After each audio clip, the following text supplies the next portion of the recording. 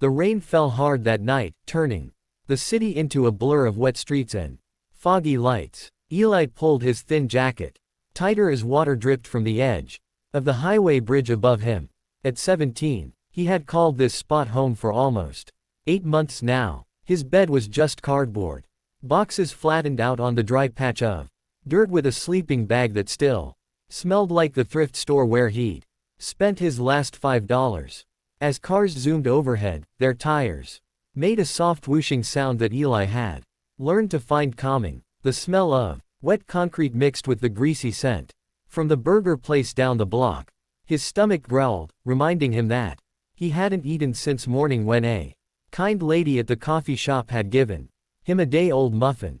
3 years on the streets had taught Eli things no kid should know: which alleys to avoid after dark, which store owners would call the cops if they saw him, which dumpsters behind which restaurants might have food that was still good. His hands were rough and dirty, his brown hair long and tangled, but his eyes remained sharp and alert. You had to stay alert to stay alive out here. The sound came first, the low rumble of motorcycles growing louder as they approached. Eli pressed himself back against the concrete wall, making himself smaller, not out of fear, just habit. Being noticed usually meant trouble. The bikes slowed as they passed, big, gleaming machines with riders dressed in black leather despite the warm spring night. Their jackets showed the unmistakable winged skull patch of the Hells Angels. Eli counted 10 bikes as they rumbled past, their red tail lights glowing through the rain like angry eyes. He'd seen them before, headed to their clubhouse a few miles away. They never bothered him, and he never gave them reason to notice him. That was the deal on the streets. Mind your business, and maybe you get to live another day. But tonight, something was different. Behind the last motorcycle, a black SUV crawled along, its engine barely making a sound. Its windows were dark, hiding whoever was inside. But Eli could tell by how it moved, slow, steady, like a cat stalking a bird, that whoever was driving was following those bikers. A chill that had nothing to do with the rain ran down Eli's spine. He knew the look of someone hunting. He'd seen it in the eyes of men who preyed on homeless kids, in cops who enjoyed using their power a little too much, in gang members looking for someone to hurt just because they could. The SUV had a dent in its back bumper, and as it passed under a street light, Eli thought he saw movement inside, more than just a driver. His heart beat faster as he watched it disappear around the corner, following the bikers. He pulled his wet blanket tighter around his shoulders, trying to shake the bad feeling. It wasn't his problem. Whatever was happening with those bikers and that SUV had nothing to do with him. Survival meant staying out of other people's business, especially if those people wore patches that made even the toughest street gang step aside. But as Eli curled up on his cardboard bed that night, the image of that black SUV stuck in his mind like a splinter. Sometimes trouble found you even when you did everything right to avoid it. And sometimes the things you tried hardest to ignore were the very things that wouldn't let you go. As he drifted off to sleep, the sound of distant sirens filled the air, mixing with his dreams of a home he barely remembered and a family he tried hard to forget. The next morning, Eli woke to the buzz of a police helicopter flying low over the city. His muscles ached from sleeping on the hard ground, and his clothes were still damp from the rain.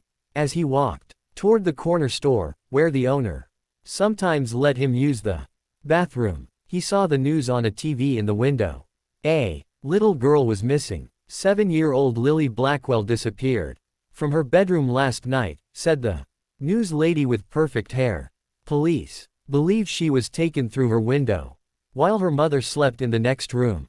Lily is the granddaughter of Richard Ridge Blackwell, known member of the Hells Angels Motorcycle Club. The screen showed a picture of a small girl with bright blue eyes and a missing front tooth. Then it showed a photo of an older man with a gray beard and leather vest covered in patches. Eli recognized him as one of the bikers who had ridden past last night. His stomach tightened into a Not the black SUV, the feeling of something wrong. It all made sense now.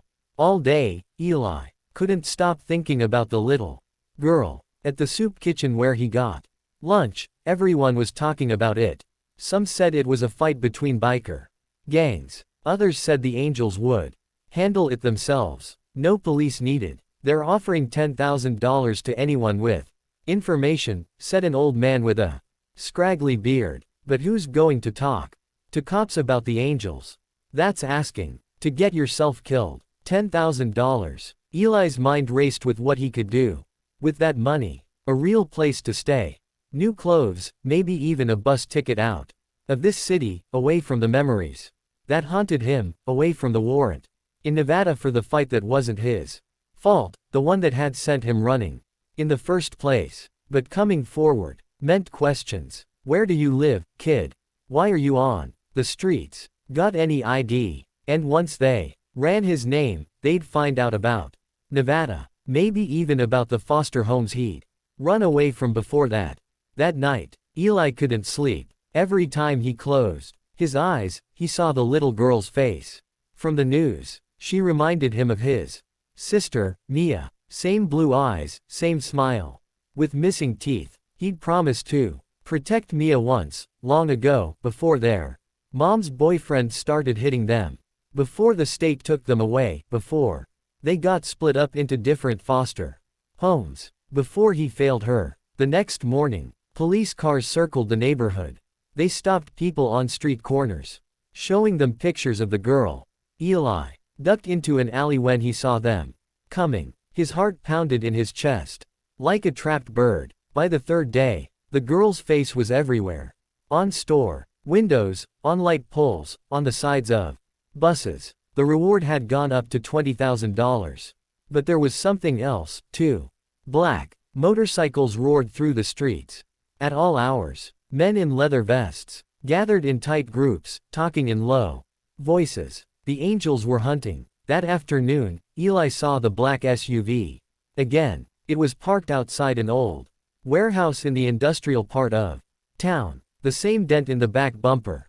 The same dark windows. No one was around, but something made him stay in. Watch. After an hour, a man came out and looked around before getting in and driving away. And for just a second, Eli thought he heard something from inside the building. A child's voice. His hands shook as he walked away.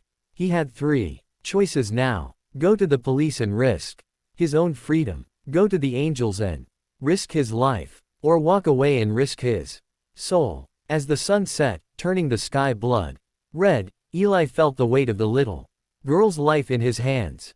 It was heavier than anything he'd ever carried before.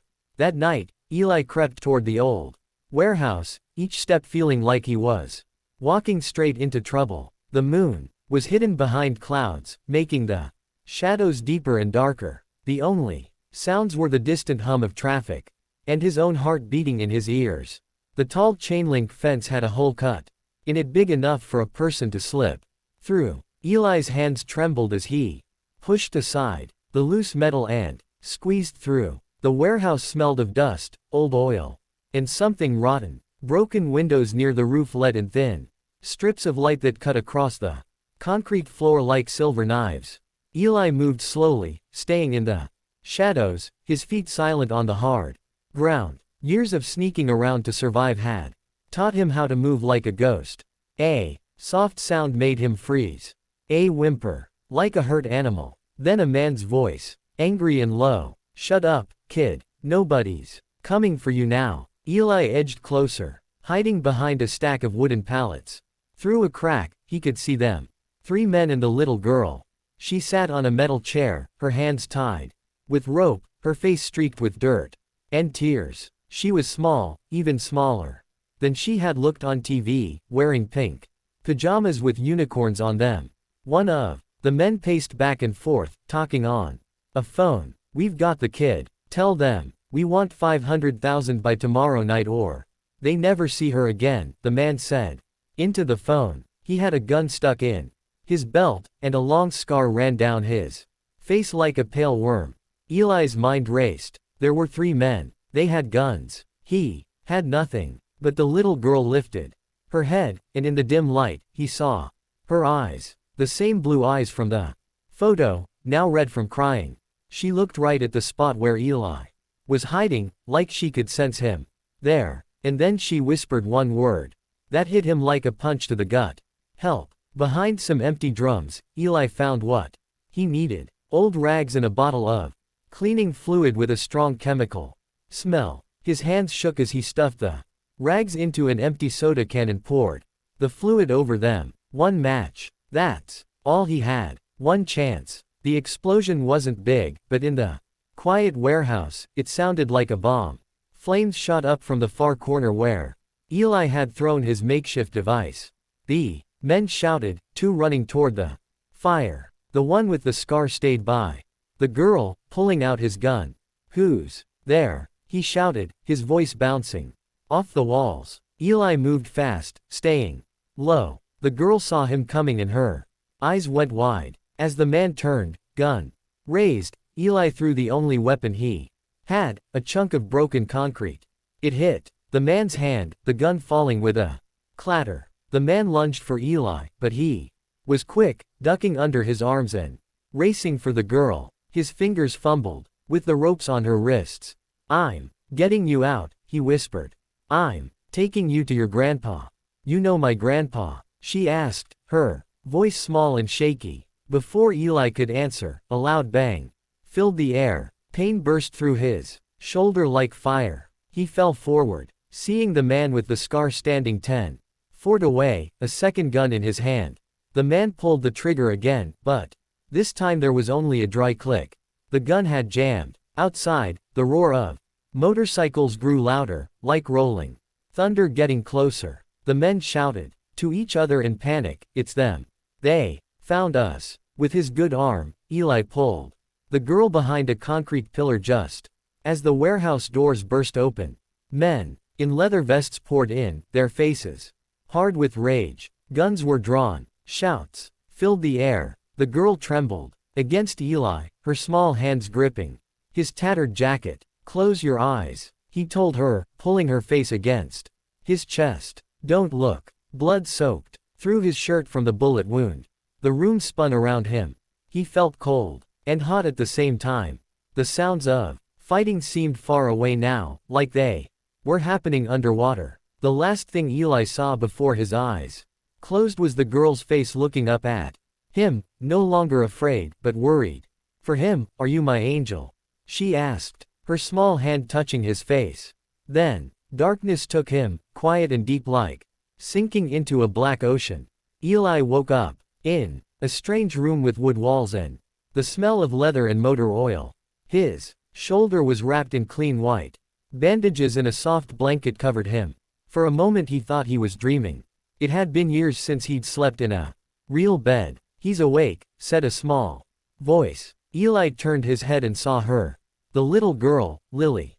She sat in a chair beside the bed, her blue eyes watching him closely. Her hair was brushed now, tied back with a pink ribbon, and she wore clean clothes.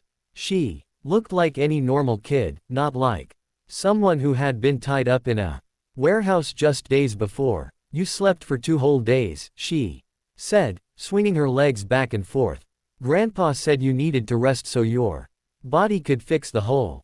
The door opened, and a big man with a gray beard walked in. Ridge Blackwell. He carried a mug of something hot that made the room smell like coffee. His leather vest was covered in patches, the death's head of the Hell's Angel staring out from his chest. "You saved my granddaughter," he said, his voice deep like distant thunder. "The doctor said you'll be okay." Bullet went straight through. Didn't hit anything important. Eli tried to sit up, but pain shot through his shoulder. "I need to go," he said. The police aren't looking for you anymore," Ridge said. "Whatever happened in Nevada, it's been taken care of. You're free." Eli didn't understand. How could this man make a warrant disappear? But before he could ask, Ridge put a heavy hand on his good shoulder. "Why did you do it, son? Why risk your life for a kid you didn't know?" Eli looked at Lily, then back to her grandfather. She reminded me of my sister, he said. Simply. I couldn't save my sister. But I could try to save her. Later that day, when Eli could walk, Ridge helped him out to the main room of what he now knew was the Hells Angels clubhouse. The pain medicine made his head feel fuzzy. But he could still see that the room was full of men in leather vests. They stood. As he entered, their faces solemn and respectful. "This is the boy," Ridge announced.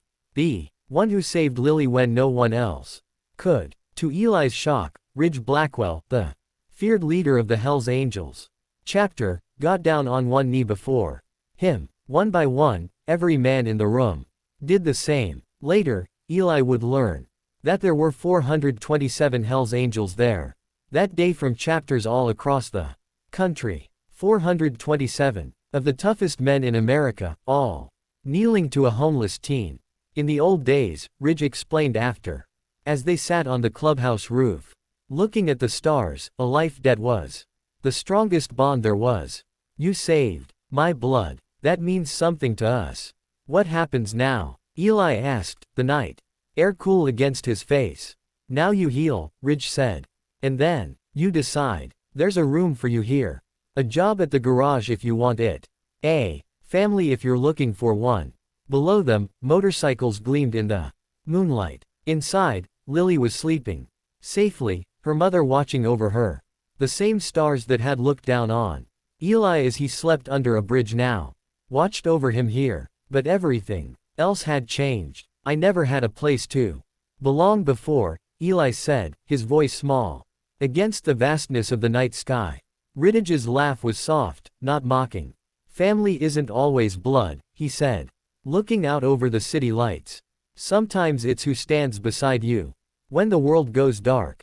6 months later, Eli stood in front of the mirror in his own apartment above the motorcycle shop. His hair was cut short now, his face fuller from regular meals. The scar on his shoulder was still pink, but it didn't hurt anymore. He had just finished his GED and was starting community college classes next week. From his window, he could see the bridge where he once slept. It didn't seem so far away, but at the same time, it felt like another life entirely. Sometimes he still woke up in the night, heart racing, thinking he was back on the streets, but then he would hear the rumble of motorcycles returning to the clubhouse next door, and he would remember he wasn't alone anymore. Downstairs, Lily's laugh rang out as she helped her grandfather in the shop, handing him tools with the serious face of a child with an important job. She still called Eli her angel, and every Sunday she insisted he join them for family dinner. As Eli headed down to start his shift at the garage, he paused at his door.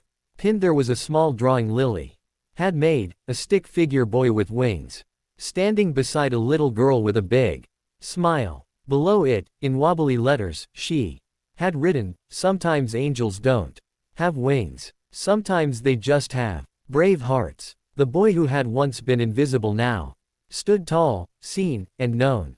The rain began outside, gentle this time, washing the city clean.